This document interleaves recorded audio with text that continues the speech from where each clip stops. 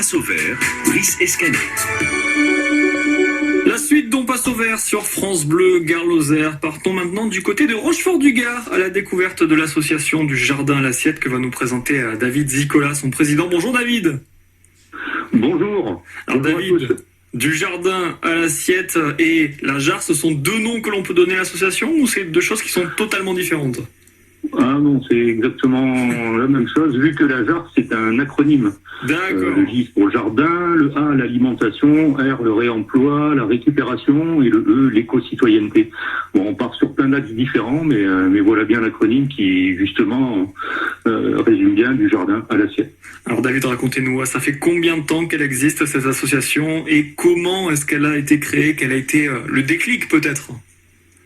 Alors, il n'est pas compliqué. Elle a démarré en avril 2007, l'association, mais fort d'une expérience de 3 ans auparavant. L'aventure a commencé par hasard, par l'intermédiaire d'un blog sur mon jardin potager, blog personnel qui me servait initialement de compiler mes expériences, heureuses et malheureuses, au jardin. Le blog, il a apparemment pris de l'ampleur, assez pour être remarqué par une agence de communication de Paris.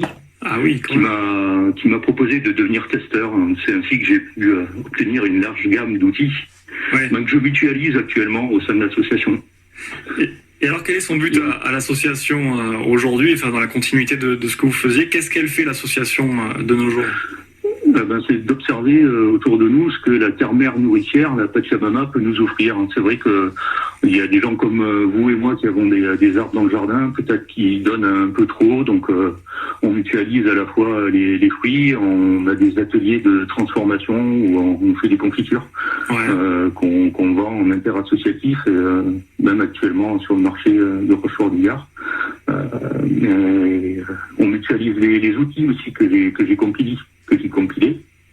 Voilà, tout ça pour, par exemple, faire prendre conscience aux gens que le désherbage au naturel est bien plus intéressant que le temps d'étrier l'utilisation des herbicides. Donc vous êtes présent sur plusieurs marchés dans l'année? Non, uniquement on reste petit sur Rochefort-du-Gard. D'accord. Et là vous êtes actuellement, vous faites que les confitures actuellement ou vous faites autre chose de temps en temps? Est-ce que ça arrive? Oui, ça nous arrive de faire des confitures, mais aussi des jus.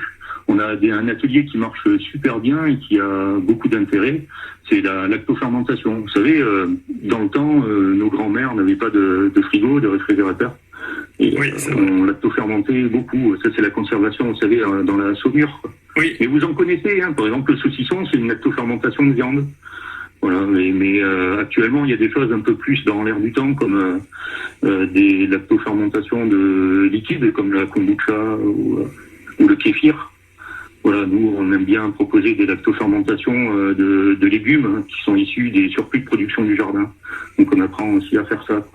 Ça a beaucoup d'intérêt, d'ailleurs, parce que on n'utilise pas d'électricité et ça permet de traiter le surplus des jardins très, très, très, très vite.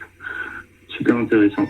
Concernant l'association et les personnes qui sont à l'intérieur, combien est-ce qu'il y a de personnes qui travaillent? Déjà, est-ce que ce sont des bénévoles? Tous bénévoles, oui. On est les 3 principaux fondateurs. Il se greffe dessus un membre d'honneur et 56 adhérents.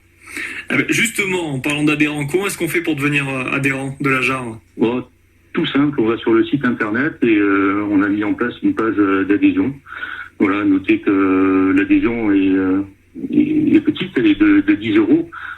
Ça peut être une adhésion de soutien uniquement. Donc il y aura généralement une confiture offerte pour une adhésion. On essaye en fait que chacun s'y retrouve à la fois dans les propositions de ce que les gens peuvent proposer pour l'association, ce que nous on peut faire aussi pour les gens. J'ai eu beaucoup de demandes pour des gens qui veulent par exemple faire des carrés potagers, on les aide pour ça, comme des gens qui ont un surplus de fruits et qui nous les laissent pour qu'on puisse nous travailler au sein des ateliers de transformation. Voilà. Pour vous suivre sur internet, pour suivre votre actualité, comment est-ce qu'on fait? Il y a un site internet donc? Il y a un site internet que j'ai eu la joie de faire, de par à la fois mon blog, et qui s'est transformé en un nouveau site, celui de l'asso, qui est d'ailleurs bien vu parce que l'année dernière, on a été nommé l'association numéro 1 en termes de développement durable et on a reçu un petit demi-euro du Crédit Agricole de Villeneuve-les-Avignon. On est fiers de ça. Là, encore aujourd'hui, j'ai été contacté par une dame qui fait partie d'une association de photographie qui vient prendre en photo notre jardin urbain. Voilà, on est fiers de tout ça. Donc grâce à ce site, c'est vrai, on a une bonne visibilité, mais il est un peu touffu, quoi. Pour résumer les choses, les gens peuvent aussi aller voir notre chaîne YouTube. On a aussi un groupe Facebook, une page Facebook. Voilà, on est assez complet, quoi. Voilà, merci beaucoup David Zicola, président de l'association La Jarre du Jardin à l'Assiette. C'est à Rochefort-du-Gard. Merci d'avoir été notre invité ce matin dans On passe au vert sur France Bleu Gare-Lozère.